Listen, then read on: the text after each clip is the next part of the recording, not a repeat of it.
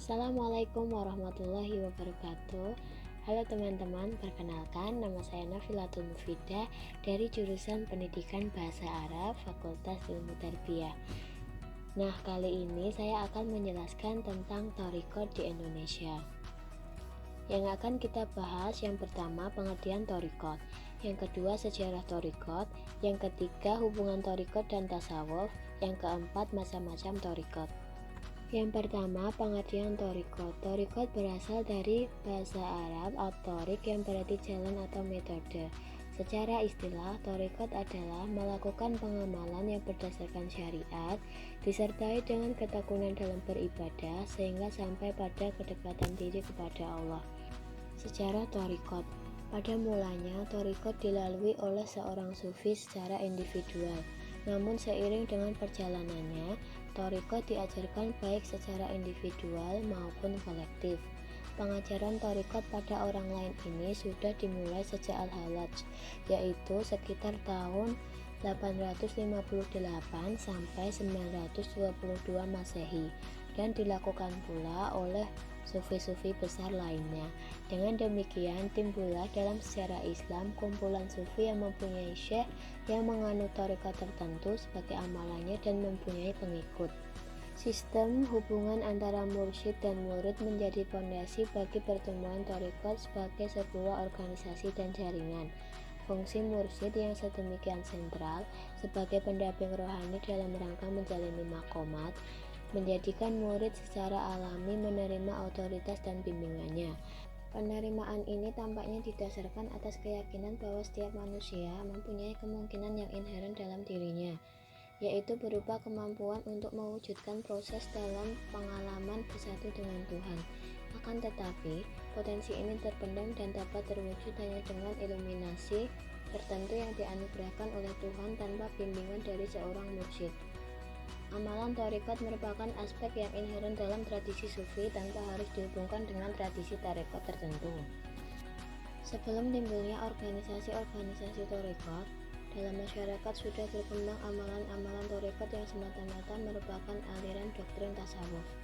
Organisasi thariqat pada taraf awal pertumbuhannya merupakan kelanjutan paham-paham tasawuf yang berkembang mulai abad ke-9, dan oleh karena itu istilah thariqat tetap dipakai sesuai dengan arti aslinya, yaitu suatu cara atau jalan ideal menuju ke sisi Allah dengan menekankan pentingnya aspek-aspek doktrin di samping pelaksanaan praktik-praktik ritual yang tidak menyeleweng dari contoh-contoh yang diberikan Nabi dan sahabat.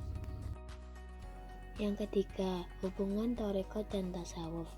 Pada hakikatnya, thariqat adalah suatu pensucian jiwa di dalam tasawuf yang ditempuh oleh seseorang atau sekelompok orang untuk mendekatkan diri kepada Allah.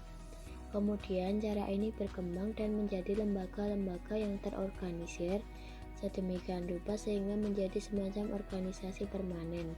Karena itu, sesungguhnya thariqat adalah lanjutan dari usaha pengikut-pengikut sufi untuk lebih menspesialisasi praktek pensucian jiwa dengan sebuah sistem yang terpimpin atau terlembagakan. Dengan kata lain, thariqat adalah formalisasi ajaran dan pengamalan tasawuf dalam bentuk yang lebih khusus.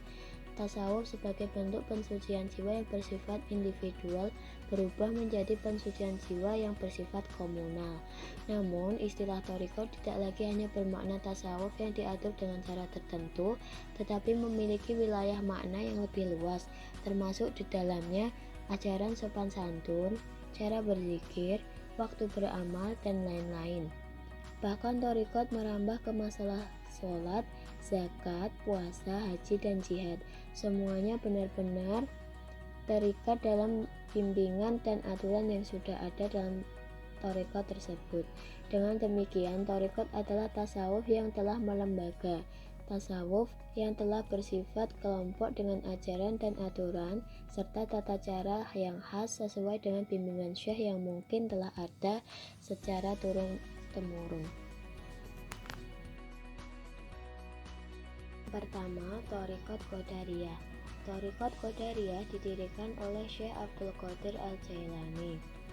Beliau sering disebut dengan sebutan Sultan Al-Auliya. Thariqat Qadariyah menempati posisi yang amat penting dalam sejarah spiritualitas di dunia Islam, karena tidak hanya sebagai pelopor lahirnya organisasi thariqat, tetapi juga sebagai cikal bakal munculnya berbagai cabang thariqat di dunia Islam. Dasar pokok ajaran Thariqat Qadariyah yaitu 1. Tinggi cita-cita, 2. Menjaga kehormatan, 3. Baik pelayanan, 4. Kuat pendirian, dan 5. Membesarkan nikmat Tuhan. Yang kedua, Thariqat Naqsyabandiyah. Pendiri Thariqat ini ialah Muhammad bin Bahauddin Al-Huwaisi Al-Bukhari. Thariqat ini mengajarkan zikir-zikir yang sangat sederhana, namun lebih mengutamakan zikir dalam hati daripada zikir dengan lisan. Pokok-pokok ajaran Thariqat Naqsyabandiyah ialah sebagai berikut. Yang pertama, berpegang teguh dengan akidah ahli-sunnah. Yang kedua, meninggalkan rukhsah dan memilih hukum yang azimah. Yang ketiga, senantiasa dalam muraqabah. Yang keempat, senantiasa berpaling dari kemegahan dunia dan menghasilkan makalah hutur atau kemampuan menghadirkan Tuhan dalam hati. Yang kelima, menyendiri di tengah-tengah ramai serta menghiasi diri dengan hal-hal yang berfaedah. Yang keenam, zikir tanpa suara. Yang ketiga, Thariqat Samaniyah. Thariqat Samaniyah didirikan oleh Muhammad bin Abdul Karim Al-Madani Asy-Syafi'i As-Saman. Ia dikenal juga dengan nama Muhammad Saman. Ciri-ciri Thariqat Samaniyah ialah berzikir la ilaha illallah dengan suara yang keras oleh para pengikutnya.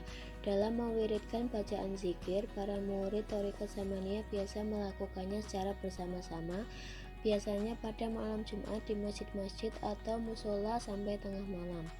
Selanjutnya adalah Thariqat Tijaniyah. Thariqat Tijaniyah didirikan oleh Syekh Ahmad bin Muhammad At-Tijani. Berbeda dengan thariqat yang lain, Thariqat Tijaniyah ini tidak memiliki silsilah thariqat.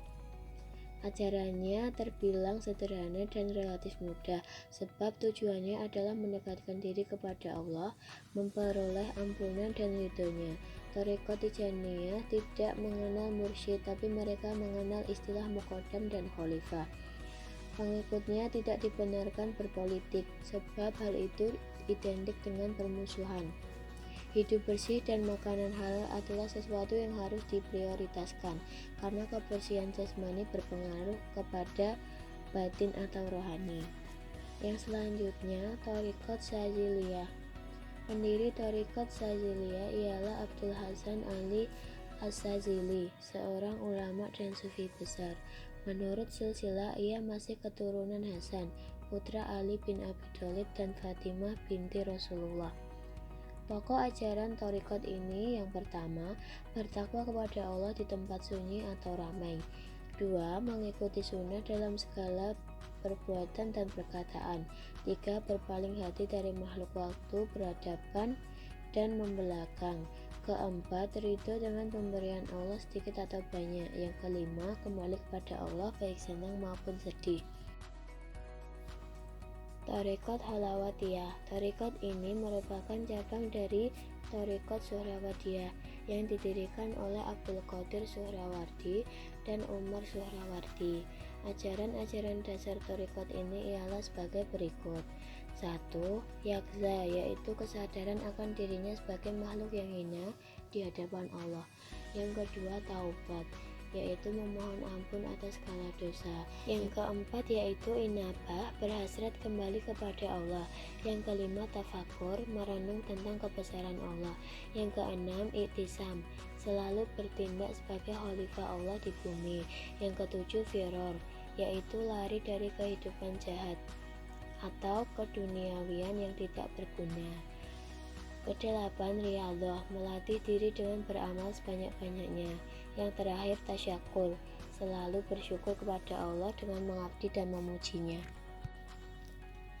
Yang terakhir, Thariqat Rifaiyah. Thariqat ini didirikan oleh Abu Abbas Ahmad bin Ali Ar-Rifai. Ciri khas Thariqat Rifaiyah ini adalah pelaksanaan zikirnya yang dilakukan bersama-sama, diiringi oleh suara gendang yang bertalu-talu. Zikir tersebut dilakukan sampai suatu keadaan di mana mereka dapat melakukan perbuatan-perbuatan yang menakjubkan, antara lain berguling-guling dalam bara api namun tidak terbakar sedikit pun dan tidak mempan oleh senjata tajam.